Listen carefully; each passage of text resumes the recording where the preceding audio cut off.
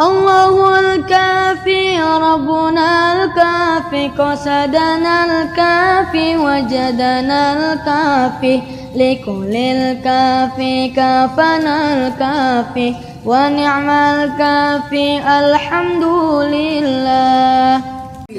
Macam mana supaya dunia ni ngejar kita? Ya Allah. Utamakan ibadah, nomor 2 kan dunia. Ya Allah. Sebab dunia ni keperluan, ibadah tujuan. Benar ya Allah. Dunia ini semuanya nih mobil, Avanza, Fortuner, Alphard, Pajero, itu sampah, itu bangkai. Ya Allah.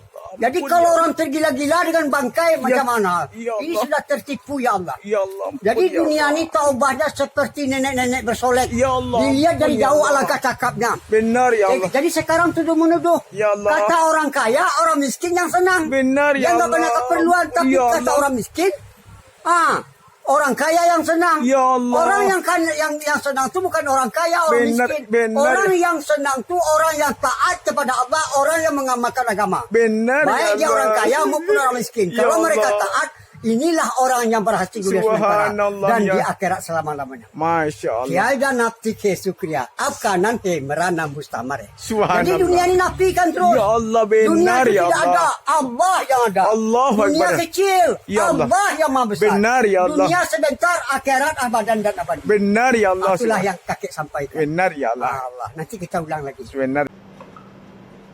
Allahu Akbar, Allahu Akbar, Allahu Akbar. Asyhadu an la ilaha illallah. Asyhadu anna Muhammadan Rasulullah.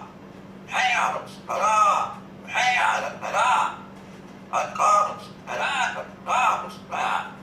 Allahu Akbar, Allahu Akbar. La ilaha illallah. Allahu Akbar. Tuan-tuan, seorang pakcik di Bukit Sekilau, dia tukang gali kubur tuan-tuan pukul 2:30 pagi. Dia nak mengebumikan mayat seorang lelaki yang mati kemalangan di Jabur. Ya, 2:30 pagi tuan-tuan yang dirahmati Allah.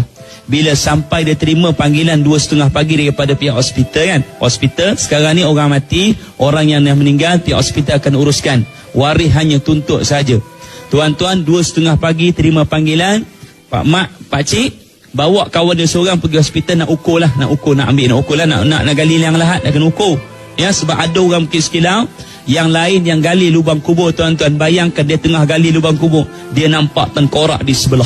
Bayangkan jadi macam tu tuan-tuan. Maknanya tuan-tuan, waktu tengah mula penggalian, dia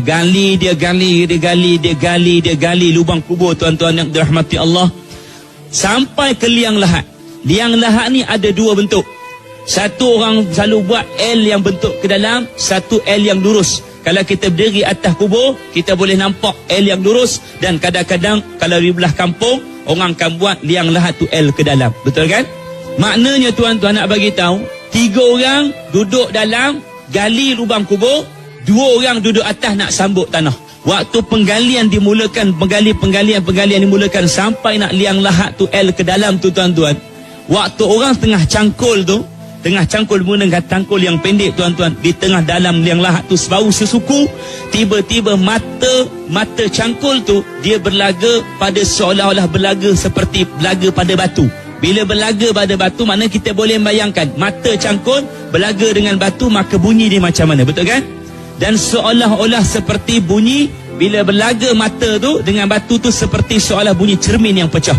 Jadi semakin lama dia gali makin dalam.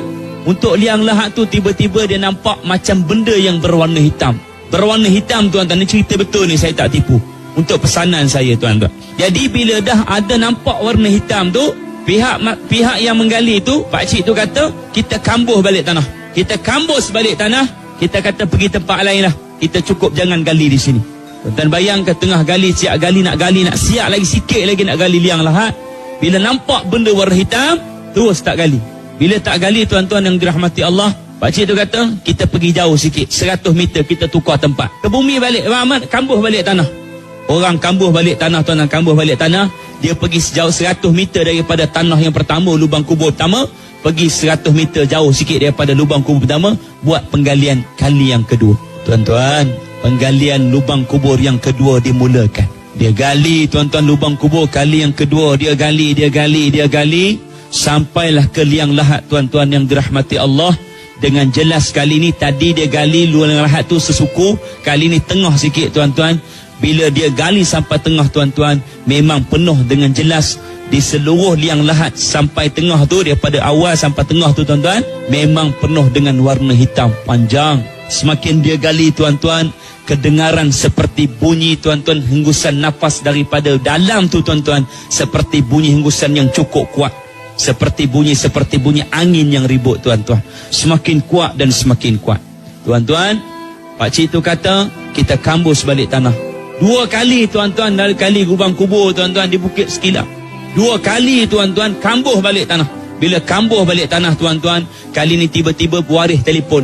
Waris telefon, dia kata minta tolong cepat sikitlah gali lubang kubur sebab mayat dah lama meninggal.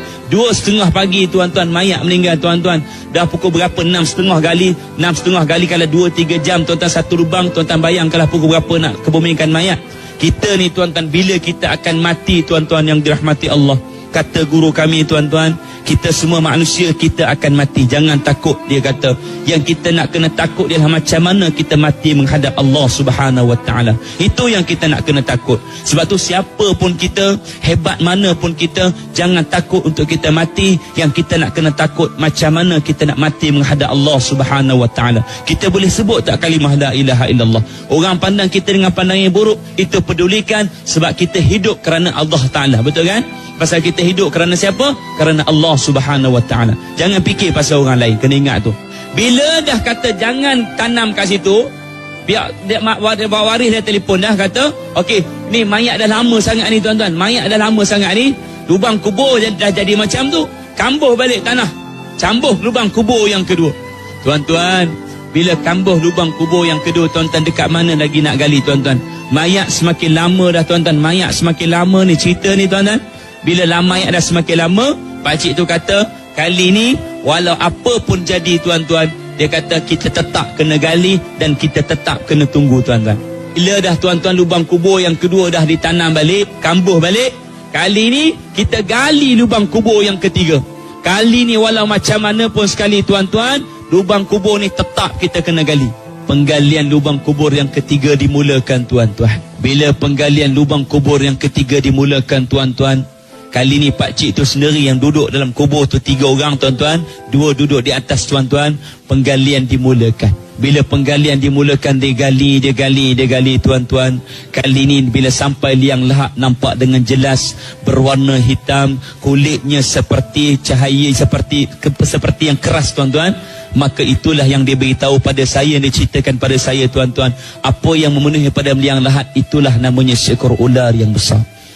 Itulah yang dia beritahu pada saya, dia ceritakan pada saya tuan-tuan, apa yang memenuhi pada liang lahat, itulah namanya seekor ular yang besar. Tuan-tuan, pernah disebutkan oleh Nabi sallallahu alaihi wasallam, orang yang meninggalkan semayang dengan sengaja tanpa asbab tuan-tuan, diberi makan kepada mereka syujahul aqra, ular seekor besar seperti sengkuk unta tuan-tuan, panjangnya 30 hasta tuan-tuan.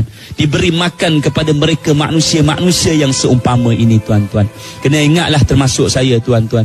Bila dah nampak dengan jelas dalam liang lahat tu, itulah seekor ular yang besar tuan-tuan yang dirahmati Allah. Tiba-tiba yang duduk di atas tu menangis. Ada yang azan, ada yang berdoa tuan-tuan yang dirahmati Allah. Tiba-tiba tuan-tuan, pakcik tu pun semua naik atas, 3 orang 5 orang naik atas. Dia kata, aku nak kebumikan mayat, tolonglah ya Allah, permudahkan urusan aku nak kebumikan mayat. Mayat dah lama dah tertunggu, mayat dah lama dah tertanam, mayat dah lama dah terseksa. Tiba-tiba tuan-tuan, binatang tu bergerak sedikit demi sedikit tuan-tuan. Bila dia bergerak, semua orang dengan 5 orang tu jelas, nampak dengan jelas, dia berdiri di atas ekor dia dengan nafasnya seperti angin ribut tuan-tuan.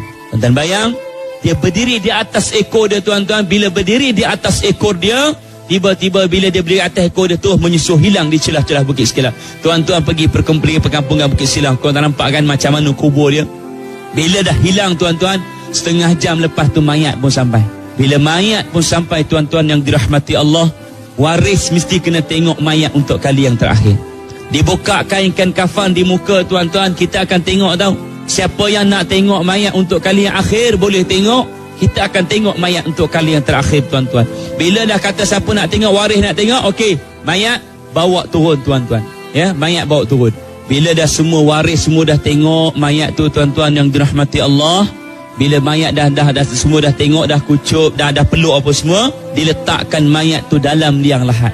Tuan-tuan, waktu orang sedang meletakkan mayat ke liang lahat, muka kita ni, dahi kita, hidung kita, mulut kita tuan-tuan akan bercium dengan tanah.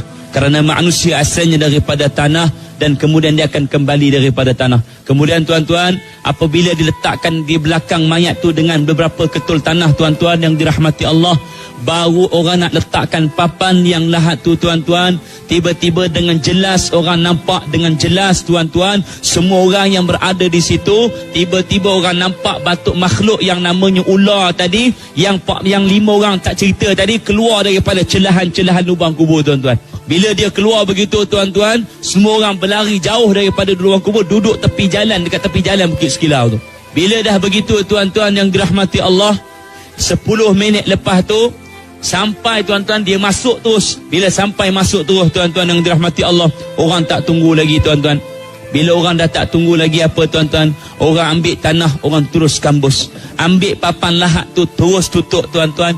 Ketika mana orang waris-waris ambil cangkul, ambil skop tuan-tuan, ditaburkan tanah tuan-tuan di atas liang lahat, di atas tanah kubur tu tuan-tuan. Tuan-tuan bayangkan, orang boleh mendengar seperti orang minta tolong tuan-tuan.